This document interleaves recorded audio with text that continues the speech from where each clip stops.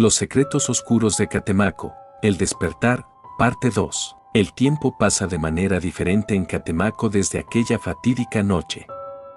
Los días se deslizan como sombras, y las noches son interminables, llenas de susurros y movimientos en la oscuridad que es mejor ignorar. Han pasado 5 años desde que Sofía Castellanos desapareció, dejando tras de sí una cicatriz en la realidad que nunca sanó completamente. Yo, Emiliano Vázquez, sigo en mi puesto de bibliotecario, aunque mis responsabilidades han cambiado drásticamente.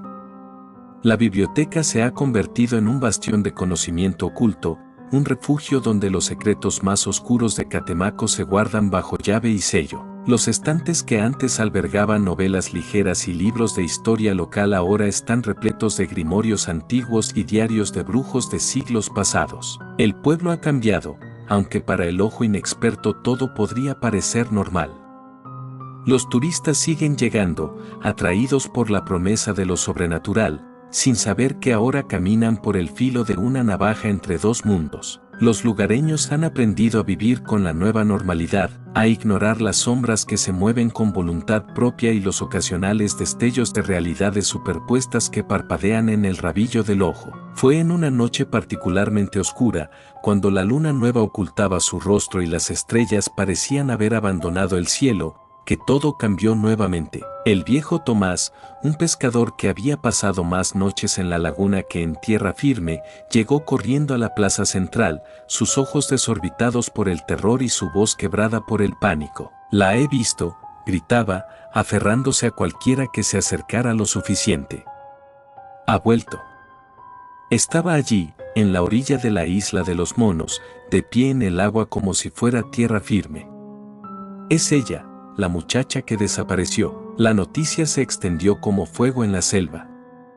Sofía Castellanos, la antropóloga cuya desaparición había marcado el comienzo de la nueva era de Catemaco, había regresado. Don Jesús, envejecido más allá de sus años por el peso del conocimiento y la responsabilidad, convocó una reunión urgente de los brujos del pueblo.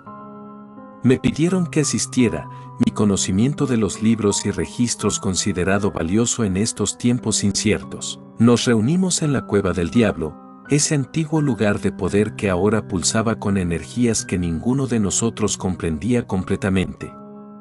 El aire estaba cargado de tensión y el olor acre del copal quemado. «Si es cierto que ha regresado», comenzó don Jesús, su voz un susurro ronco, «debemos proceder con extrema precaución. Lo que sea que haya del otro lado de esa grieta que abrió, no es algo que nuestro mundo esté preparado para enfrentar directamente». Doña Carmen, cuyo cabello se había vuelto completamente blanco en una sola noche después del incidente, habló a continuación. «Los espíritus están inquietos. Susurran advertencias, pero sus voces son confusas, distorsionadas. Es como si algo estuviera interfiriendo con la comunicación entre los mundos. Se decidió formar un grupo para investigar. Yo me ofrecí como voluntario, mi curiosidad superando mi miedo». Don Jesús asintió gravemente, entregándome un amuleto de protección. «Ten cuidado, Emiliano», me advirtió. «Los libros no pueden prepararte para lo que podrías encontrar». Esa misma noche, un pequeño grupo nos aventuramos en lanchas hacia la isla de los monos. La laguna estaba inusualmente quieta, como si toda la vida bajo su superficie contuviera la respiración. La niebla se arrastraba sobre el agua, formas fantasmales danzando en sus volutas. Fue entonces cuando la vimos. De pie en la orilla de la isla, inmóvil como una estatua, estaba Sofía. O al menos, algo que se parecía a Sofía. Su figura era la misma, pero había algo mal en la forma en que se mantenía, como si su cuerpo no recordara completamente cómo existir en nuestro mundo. Nos acercamos con cautela. A medida que la distancia se acortaba, los detalles se hicieron más claros y el horror de lo que veíamos se asentó en nuestros estómagos como plomo frío. Sofía estaba allí, pero no estaba allí. Su cuerpo parecía fluctuar, como una imagen en una pantalla mal sintonizada. A veces era sólida, otras veces podíamos ver a través de ella las sombras de la selva detrás. Sus ojos, Una vez llenos de curiosidad y vida, ahora eran pozos vacíos, negros como la noche sin estrellas. Cuando finalmente llegamos a la orilla, Sofía no reaccionó. No parpadeó, no se movió, ni siquiera parecía respirar. Solo se quedó allí, mirando sin ver hacia la laguna. María, una joven aprendiz de bruja que nos acompañaba, fue la primera en acercarse. Sofía, llamó suavemente. ¿Puedes oírme? Por un momento, nada sucedió. Luego, con un movimiento que pareció desafiar las leyes de la física, la cabeza de Sofía giró hacia nosotros. No fue un movimiento natural, sino algo entrecortado y antinatural, como si alguien estuviera moviendo una marioneta con cuerdas invisibles. Su boca se abrió, pero no salió ningún sonido. En su lugar, el aire a nuestro alrededor se llenó de un zumbido bajo, una vibración que hizo que nuestros dientes dolieran y que la realidad misma pareciera temblar. María retrocedió, su rostro pálido de terror. No, no es ella, susurró. No completamente. Intentamos comunicarnos con Sofía, utilizando palabras, gestos e incluso magia. Pero era como tratar de hablar con una sombra. Ella estaba allí, pero al mismo tiempo, no lo estaba. Finalmente, tomamos la difícil decisión de llevarla de vuelta al pueblo. No podíamos dejarla allí, una anomalía en la orilla de la isla, un faro para fuerzas que no comprendíamos. El viaje de regreso fue una pesadilla. Sofía no opuso resistencia, pero su presencia en la lancha hacía que el aire se sintiera espeso y pesado. Las sombras en el agua parecían moverse con voluntad propia, y más de una vez juramos ver rostros distorsionados mirando desde las profundidades. Una vez en Catemaco, llevamos a Sofía a la casa de Doña Carmen. La anciana bruja había preparado una habitación especial, protegida con todos los encantamientos y barreras que conocía. Los días siguientes fueron un torbellino de actividad frenética. Brujos y curanderos de todo México, e incluso algunos del extranjero, llegaron a Catemaco para examinar a Sofía.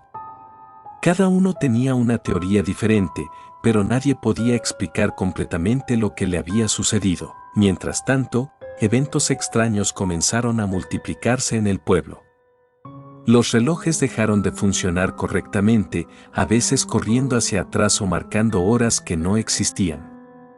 Plantas exóticas y desconocidas brotaron de la noche a la mañana en los jardines, con flores que se abrían para revelar ojos parpadeantes en lugar de pistilos. La gente comenzó a reportar sueños vívidos y perturbadores, visiones de ciudades imposibles y criaturas que desafiaban la descripción. Algunos despertaban hablando en lenguas olvidadas hace milenios, otros con conocimientos de eventos que aún no habían ocurrido. Y en el centro de todo esto estaba Sofía, silenciosa e inmóvil, un enigma que no podíamos resolver. Fue durante una noche particularmente agitada, cuando las auroras boreales danzaban en un cielo tropical que nunca debería haberlas visto, que Sofía finalmente reaccionó. Yo estaba en la habitación con ella, estudiando antiguos textos en busca de alguna pista, cuando de repente se puso de pie. Su movimiento fue fluido esta vez, casi gracioso, pero había algo profundamente inquietante en la forma en que se movía, como si estuviera operando su cuerpo desde muy lejos. Se acercó a la pared y, con un dedo, comenzó a trazar símbolos. No eran los mismos que había usado en su cabaña años atrás, sino algo más antiguo, más primordial. Los símbolos parecían moverse y retorcerse una vez dibujados, como si estuvieran vivos. Horrorizado pero fascinado, observé mientras Sofía cubría cada superficie disponible con estos glifos alienígenas. Cuando terminó, se volvió hacia mí y, por primera vez desde su regreso, habló. No fueron palabras lo que salió de su boca, sino un sonido que ninguna garganta humana debería poder producir. Era como el grito de un animal herido, el rugido de un océano embravecido y el zumbido de un millar de insectos, todo mezclado en una cacofonía que amenazaba con despedazar mi cordura. Caí de rodillas, mis manos presionando mis oídos en un intento fútil de bloquear el sonido. Y entonces, tan repentinamente como había comenzado, se detuvo. Cuando levanté la vista, Sofía había desaparecido. En su lugar, donde ella había estado de pie, había una grieta en el aire, similar a la que se había abierto en su cabaña años atrás, pero más pequeña, más controlada. A través de la grieta, pude vislumbrar algo. Un lugar que no era un lugar, un reino de geometrías imposibles y colores que hacían doler los ojos. Y moviéndose en ese espacio alienígena, formas que mi mente se negaba a procesar completamente. Grité pidiendo ayuda, y en cuestión de minutos la habitación se llenó de brujos y curanderos. Don Jesús, su rostro una máscara de determinación y miedo, comenzó a recitar encantamientos de protección y cierre. Pero esta vez, la grieta no cedió fácilmente. De hecho, parecía estar creciendo lentamente, los bordes de nuestra realidad desmoronándose a su alrededor como papel quemado. Fue entonces cuando escuchamos la voz de Sofía, no con nuestros oídos, sino directamente en nuestras mentes. Era un susurro débil, como si estuviera hablando desde una gran distancia. Lo siento, decía la voz. No sabía, no entendía. Hay tanto allá afuera, tanto que no comprendemos. Estamos al borde de algo vasto e incomprensible, y he abierto una puerta que no sé cómo cerrar. Las palabras se desvanecieron, reemplazadas por imágenes fugaces de los lugares y cosas que Sofía había experimentado en su ausencia. Visiones de ciudades no euclidianas, de seres que existían en más dimensiones de las que podíamos percibir, de conocimientos que podrían elevar a la humanidad a nuevas alturas o destruirla por completo. Don Jesús, su voz temblorosa pero decidida, habló entonces. Sofía, si puedes oírnos, debes ayudarnos a cerrar esto. El costo es demasiado alto. Nuestro mundo no está listo. Hubo un momento de silencio, y luego la voz de Sofía resonó nuevamente en nuestras mentes, más fuerte esta vez. Sí, lo entiendo ahora. Pero necesitaré ayuda. No puedo hacerlo sola. Lo que siguió fue una batalla de voluntades y energías que desafía la descripción. Brujos y curanderos, unidos en un propósito común, canalizaron todo su poder hacia la grieta.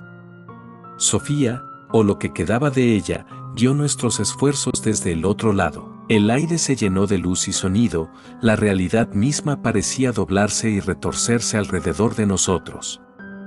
Por un momento terrible, pareció que fallaríamos, que la grieta se expandiría y engulliría todo. Pero entonces, con un estallido de energía que hizo temblar los cimientos de Catemaco, la grieta comenzó a cerrarse. Poco a poco, centímetro a centímetro, los bordes de nuestra realidad se reafirmaron. Cuando finalmente se cerró por completo, el silencio que siguió fue ensordecedor. Nos miramos unos a otros, agotados y conmocionados, apenas capaces de creer que lo habíamos logrado. Pero nuestra victoria tenía un precio. Sofía se había ido, sacrificándose para cerrar la puerta que había abierto. Y aunque la grieta estaba cerrada, todos podíamos sentir que algo fundamental había cambiado. En los días y semanas que siguieron, Catemaco lentamente comenzó a volver a una apariencia de normalidad. Los eventos extraños disminuyeron, aunque nunca cesaron por completo. El velo entre los mundos, una vez rasgado, nunca volvería a ser tan fuerte como antes. Yo volví a mi biblioteca, pero ahora con una nueva misión. Los símbolos que Sofía había dibujado en sus últimos momentos en nuestro mundo se habían grabado en mi memoria. Pasé incontables horas transcribiéndolos, estudiándolos, tratando de descifrar sus secretos, porque aunque habíamos evitado una catástrofe, sabía que esto no era el final. Sofía nos había mostrado que hay más allá afuera, más de lo que jamás habíamos imaginado. Y aunque no estábamos listos para enfrentarlo directamente, necesitábamos estar preparados. Catemaco siempre había sido un lugar donde lo ordinario y lo extraordinario se entrelazaban.